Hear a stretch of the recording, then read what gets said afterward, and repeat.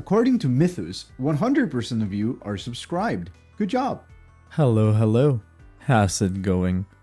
Welcome to part 9 of the series where we're gonna be going over the lore of every single equation that can be found within Honkai Star Rail's Divergent universe human comedy chapter. This is the final part of the series, at least in terms of the human comedy.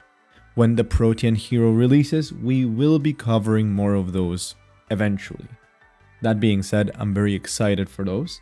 And as a whole, this series has been absolutely incredible. Every single one of the paths had at least one equation or faction that really piqued my interest, and I feel like that's also something that genuinely helped me move forward on and on again. And it just made me appreciate more of the world building that they have created for this game. Right now we're going to be wrapping everything up with the Propagation, which is one that I was not looking forward to, and I still am not looking forward to as I'm recording this intro segment, because I haven't actually read them yet. That being said, I have read the titles, and I know that all of them essentially are some kind of insect per se, some kind of existing entity within the swarm's hive mind, because some of them are workers, others are larvae. It's kind of just like that whole bee system, but I guess more with beetles. I don't know, it's just biology. But that's how I know all of them are insects, which is why I'm gonna be hating this episode, but I'm also looking forward to, because I feel like getting to know more about the Propagation, especially with the implications that they have in the lore currently at the Xianzhou Laofu, is something that I really do want to internalize, even if I'm gonna hate it by the end of this video.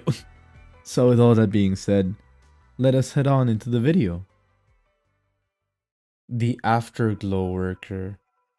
When the wings cease fluttering, they stiffen beyond control, unable to be tucked in the carapace.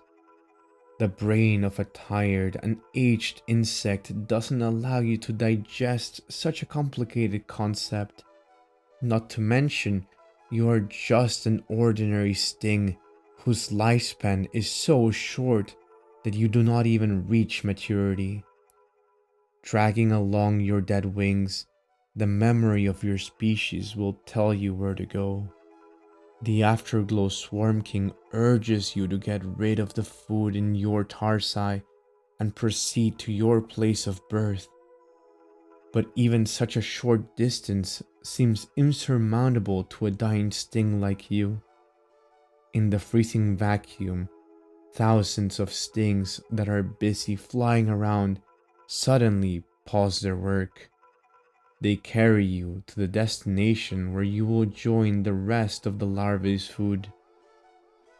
So, yeah, if you didn't figure it out, all of the Propagation equation lores are related to specifically entities that actually do follow the Propagation in this case. So all of them are bugs. All of them are a type of true sting or a type of entity. And I'm really not looking forward to this episode. But hey, we reached it and it's the final one, so we have to keep on moving forward. That being said, God, it's so disturbing hearing the life, hearing the death of an insect and how it's gonna be used as food now. Yeah, creepy as hell. The Pacifist Worker. One mistake, a mutation over countless transfers of genetic information, has allowed the sting within its egg case to obtain what is, in a sense, a perfect body. You secrete mucus, anchor your body to the reef, and casually filter the sand and the waters around you. As the sunlight penetrates the water's surface, it activates your dormant cells, and they provide your body with endless energy. You are left with no need for nutrition and no need to move. Your offspring litter the ocean, but they pose no harm to the ecology. A passing jawfish gouges up a nearby shell in its teeth, but you remain unmoved, only casually enjoying the positivity offered by a completely self-sustaining existence. An armored mollusk nibbles half of your body away, but you remain unmoved. Your body will grow back slowly, and all you need to do is enjoy the sunshine. Well, would you look at that? We had two equations of the propagation and annihility together, back to back. And my goodness me, I hated both of them. However, in this case, this one particular entity just being one that is just chilling, relaxing, not really caring about the world, why can't we have more true stings like this? Why can't we just vibe and never fight them, and I don't have to see to their ugly mugs ever? Did I mention that I hate bugs? Well, now I'm saying it, I hate bugs, so I really despise the swarm with a passion. The phantom larva. Hunger gnaws at you, and tremors ripple through your neural ganglia. As you prepare to abandon your hiding place in the asteroid belt and pounce on the prey ahead, a surge of higher authority signaling abruptly overtakes your primal urge. Frustrated, you rub your mouthpiece against the rock, saliva eroding small craters into its surface. Then you begin to hyperventilate, and the light source in your abdomen, a beacon to lure your prey, begins to glow ominously. Lethal injuries rain down upon you, your wings sublimated, chelicerae shattered on impact. In a desperate bid for survival, you flee deeper into the asteroid belt, where more and more prey are lured in. You know that death awaits you, a brutal dissection into countless pieces. Yet, you also know that your kin lurking in the shadows are no longer concerned by exuding heat. The prey hunting you is about to plummet to the bottom of the food chain. Wait, this one's so messed up. They just grabbed one of the larvae and used it as a sacrificial pawn to lure bait in, and then have all of the other true stings just consume the hell out of whatever poor entity decided to follow this larva? What the The Phantom Worker. It is a warm world with massive globular masses of gas, within which numerous consumable items float and fly. You adore the soft organs that can slide down your throat without chewing, and you also fancy the hard bones that make a crunchy sound when you bite them. Because of your genetic instinct, you resist the urge to feast on the food. The scholars call it the wisdom of swarm, of which you are unaware. You inflate your abdomen and glance a peer at the spot where the stinger is supposed to be.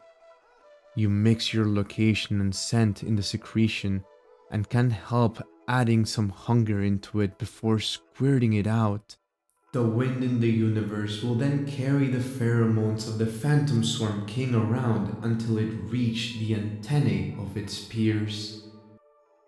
I really hated how descriptive this one was about it secreting pheromones. Just The Starcrusher Worker. Does an unceasing urge to destroy everything in sight exist? Although all enemies have been eradicated, yet the anger surging within the metabolic cavity as you wriggle your body still have nowhere to be released. However, the carapace of the food has already ruptured, meaning it can no longer resist. The body, capable of spewing flames, is brutally torn apart for your offering to feast on. The star has long fallen, becoming prey in the collapsing gravitational field, and you still remember how delicious it was. Death!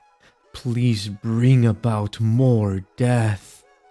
The call from the Starcrusher Swarm King rumbles in your exposed brain matter. You see a new world, complete and beautiful, with its atmosphere uncorrupted by insect venom.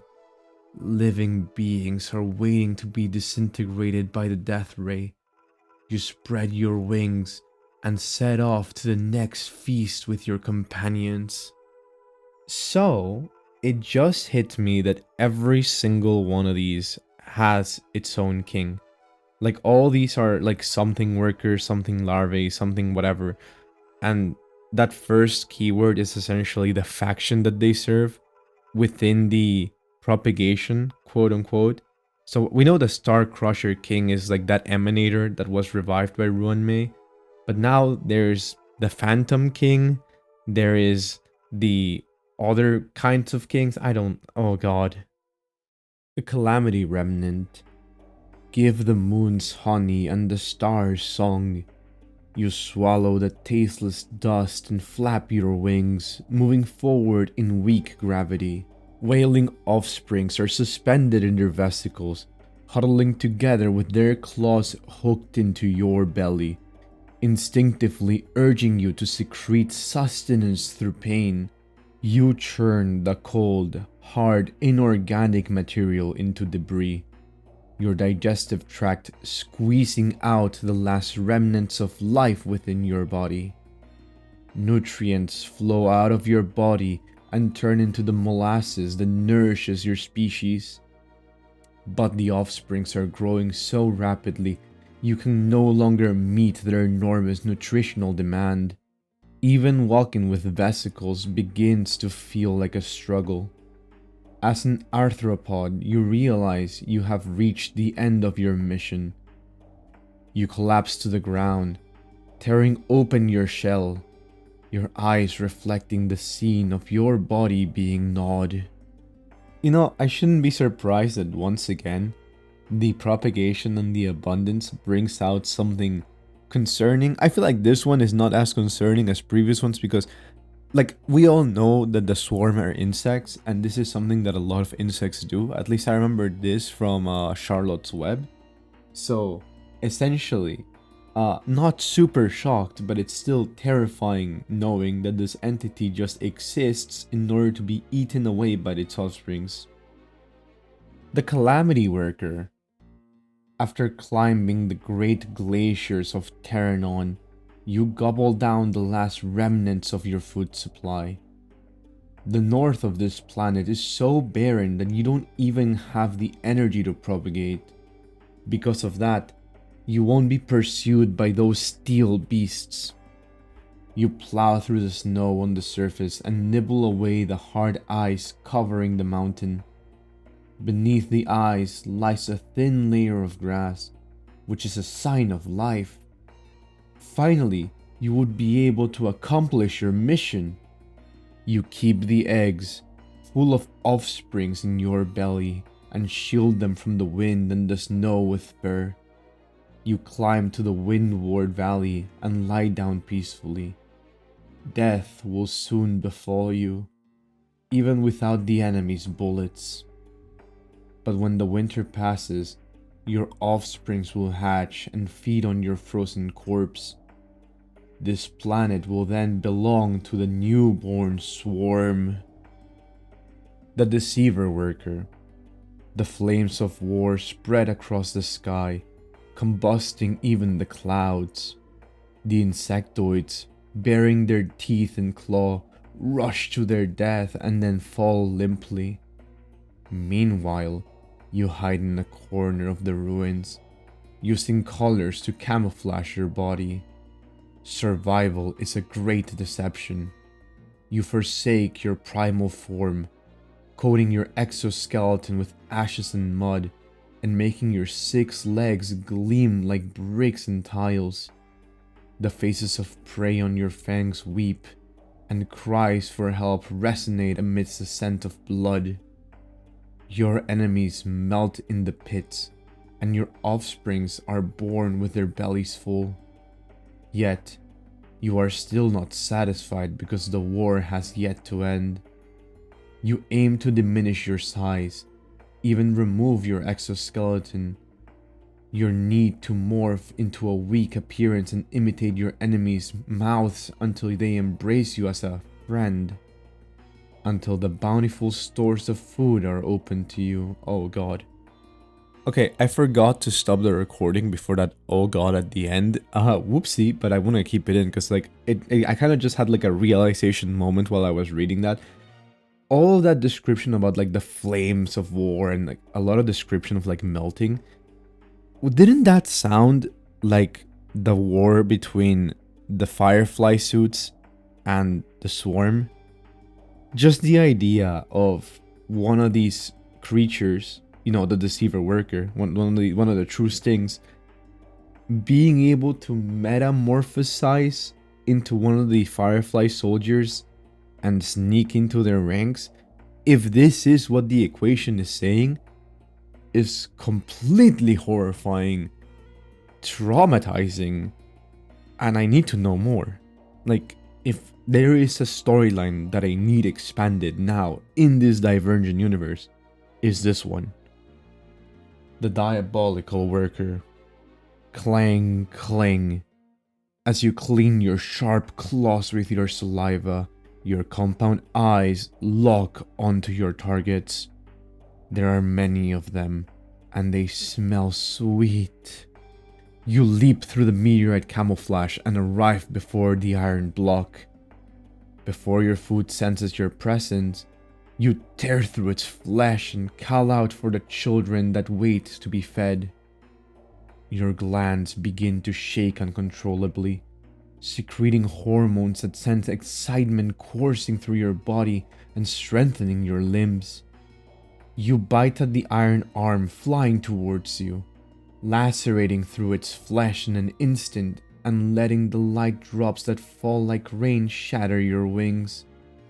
You let out a roar, simply eliminating all sources of heat ahead of you. For a species, death is a concept that has never existed. Their voice comes forth from your neuron ganglia, ordering you to abandon everything and destroy even the sharpest spike of your prey. So, did we just get a 2-for-1 special of seeing the Propagation utterly destroy the Firefly suits once again? Because that specifically mention of the iron arm just feels like it's like the mechanical suit, and the iron wall, like, or iron block, feels like a description of like many Firefly soldiers existing together. Still, absolutely horrifying that, again, just damn. The child of calamity. The craters of Borsaki see no light. You close your eyes and waves of the tide slap on your tympanal organ. It is the buzzing of the offsprings, the carcasses of the hunt hanging from their tarsi, and their jaws chewing on their spoils. Sounds of elytra colliding and grinding can be heard from the craters.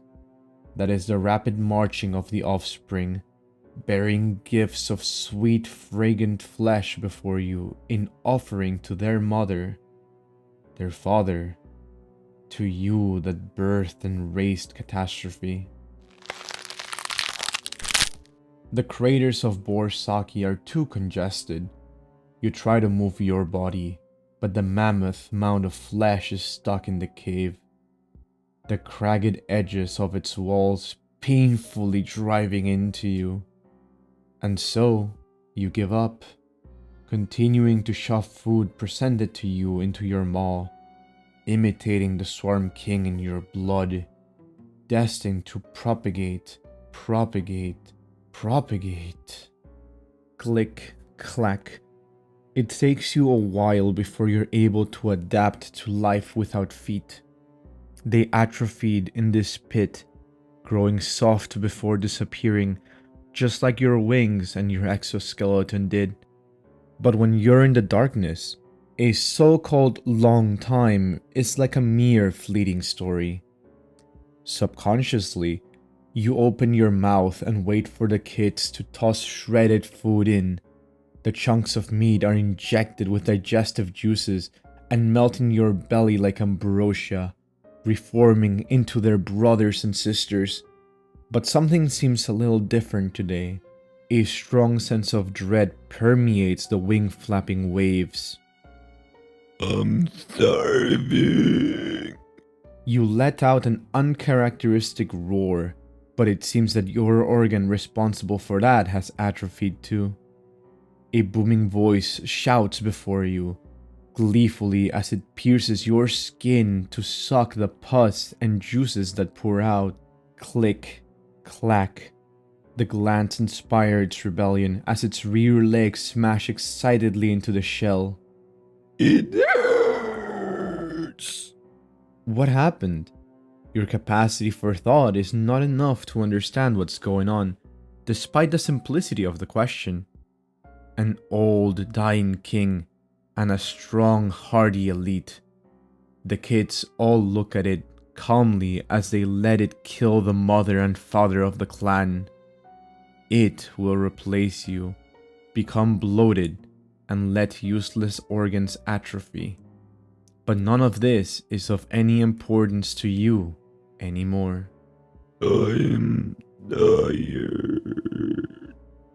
Deep down, inside a bottomless pit, you fall into deep slumber, accompanied by the roaring buzz of the swarm as they welcome their new king. Welp! I am traumatized now. That was intriguing to say the least. Yeah, I didn't like it. At first, the concept of this ever-growing creature that just became a blob of nothingness being force-fed for its entire life just to produce more and more offsprings was disturbing. Especially just with like the whole imagery of like how it keeps on growing and it, like all of its limbs stop working.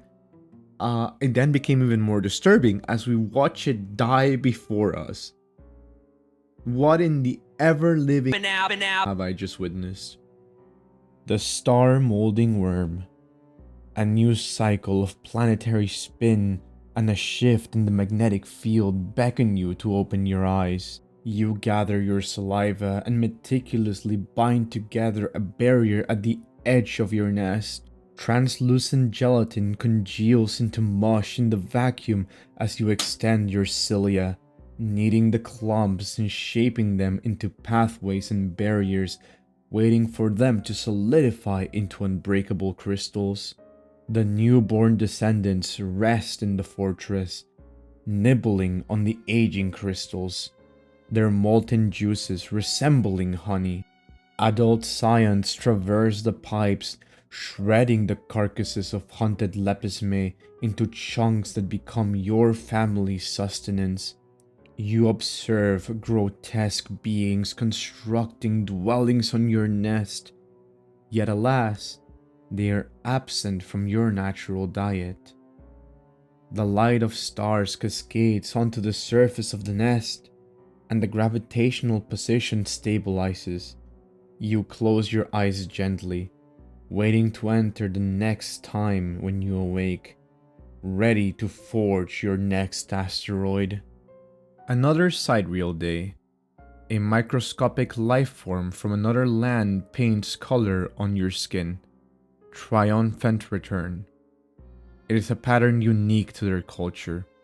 Their movements seem to communicate information and excitement, feeding and hunting.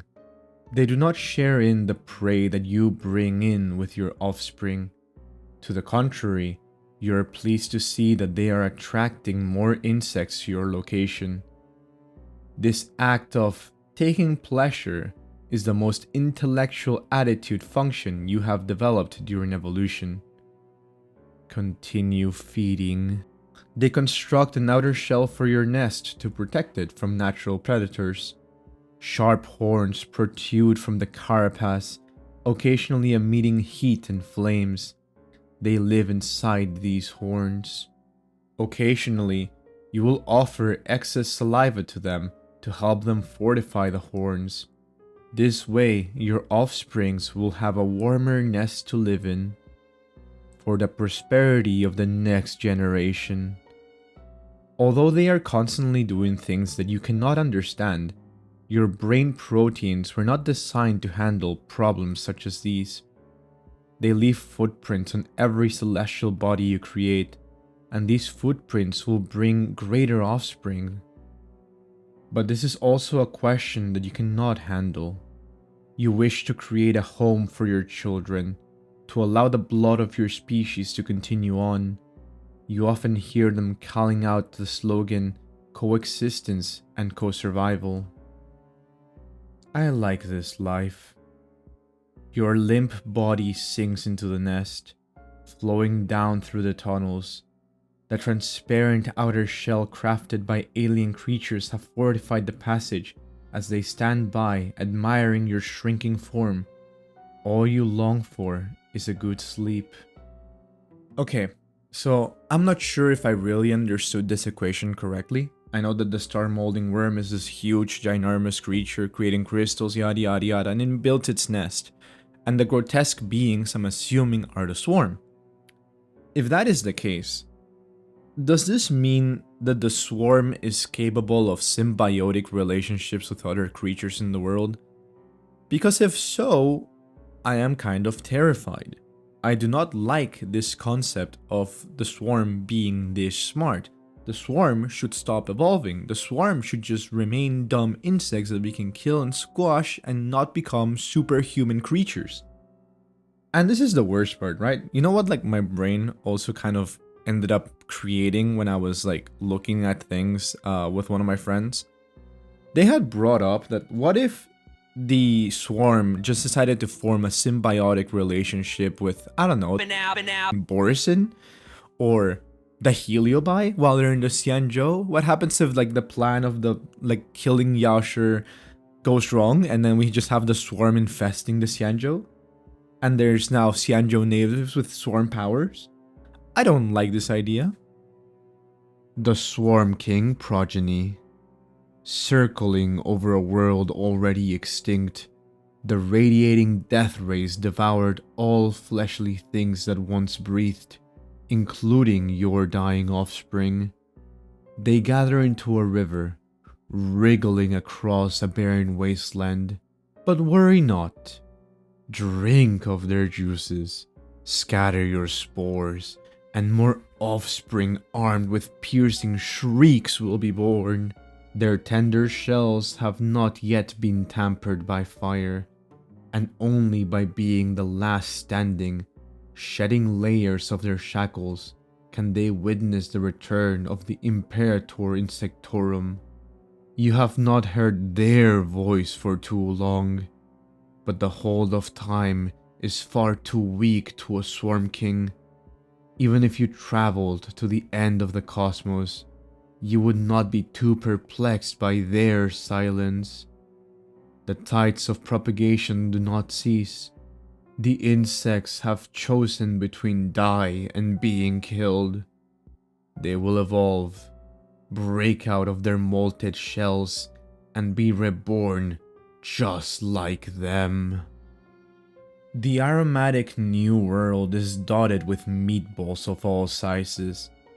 The lush green mountain can stay behind, and too comfortable an environment can cause newborn larvae to molt early. If you eat too much meat, the sweet plants can moisten your lips. However, the cloud over her is altogether too thick, and the long rainy season will impact the movements of Elytra. You stick out the shining device on your belly, and radiation evaporates all the water droplets inside the cloud. They float up, condensing as they hit the cold air before falling down as heavy rain. Decrease your altitude. You flap your wings and gradually float into the atmosphere, just like a sun. Enemies who try to draw close will be vaporized in an instant. It's a pity, because you don't want them all to vanish like this. Their larvae will starve. You reduce the intensity of radiation slightly, but the scorching flames still keep rising up from the ground. The boiling rain falls on the ground, evaporating as it hits high temperature solids and circulating through the biosphere. Get ready to attack.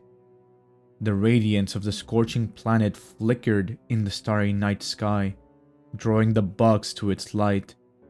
The donut-shaped pheromone distribution guided them into a spiral-matching route, and the shell bloated out like sky, casting a shadow on the surface of the planet.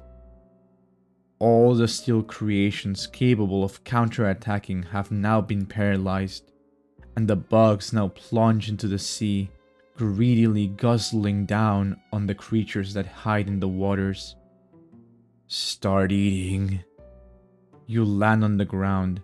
Heavy rain continues to fall, smacking onto your back and evaporating into steam. Truly an extraordinarily warm moment. Okay, so 2 things. What did I just say about continuing to evolve and becoming smarter, Propagation? You're doing the opposite. I don't appreciate how they just decide to not die and therefore evolve and become much stronger, much harder to kill. Additionally, I thought at first that the whole deathly rays was just like the environment, but apparently this particular swarm entity just happens to have it on its chest and just shoots beam of death rays, which is 1,000 times horrifying. I know that a little bit earlier in one of the parts, I think it was the abundance one, but they mentioned how there were mecha there were like mecha swarm now that exist within the world. So if this is something like that, where the swarm have now fully equipped themselves with death beams, I am not very appreciative of that. But yeah, as always, Propagation is just nightmare fuel, and I'm gonna be completely horrified moving forward. And yeah, with that, we have covered the lore of every single equation, not just of the Propagation, but of the entire game as of 3.0. Because in 3.1, we're gonna get the Protean Hero, new chapter, new equations, new harmony. Very much excited for those. I'm hoping you guys have enjoyed this series all the way up to this point. In all honesty, it has been an absolute blast to go on this sort of like journey with you. I've really enjoyed it. There were a lot of wholesome equations, terrifying equations, interesting equations, cool equations. I don't know, I'm just like describing all the words that I guess I can find in my brain to wrap up the series, but I had a lot of fun. I just know that now I'm infinitely more scared of the Propagation and the abundance. I really enjoy the concept of the hunt. We now know that apparently the Void Rangers are created by cooking a person alive. So that was also another interesting little bit of trivia. The elation is super wholesome, surprisingly, but I feel like it's also, like many of you had said, the masked fools just give it a bad reputation. The elation normally would be something more positive per se. Like, it's like an extremist versus norm, right? But yeah, thank you so much for coming in this journey with me. It has been an absolute blast. The channel has grown really like big during this burst of time. I think we've gotten an extra like 200 subscribers. I think about to be 300 subscribers. Just blows my mind. You all have been so supportive, so kind, so amazing, and I really cannot wait to make more videos once my midterms are over. I want to get this one done before that so that I can like study midterms in peace, and as well mainly because whatchamacallit, I don't know, I wanted this to be out before the Protean Hero released. So at some parts I know that my editing was a little bit of a mistake. I know in the previous one, the Elation video, not Elation, the Remembrance video, I fucked up at the very beginning, and one of the audio bits for background music was super high. So if you watch that video and I destroyed your ears, I am so sorry. Genuinely, my apologies. Also, before I completely forget, especially I feel like it's very thematic with this final part, a lot of you guys had expressed that you enjoy the concepts of cosmic horror. And if you guys do, I genuinely would recommend you guys to check out this channel called Cosmic Hour. The guy that runs it is a guy that does Legends of Runeterra videos, But honestly, his videos have been amazing, and I listen to them while I'm studying. So if you guys really enjoy this, like, not necessarily sort of content, but just like the ideas of Cosmic Hour that we have been debating throughout this series, definitely go check out his channel. But yeah, just want to say again, just that I'm thankful for everybody that has been sticking around with this series, that has enjoyed the series, and you all are genuinely the best.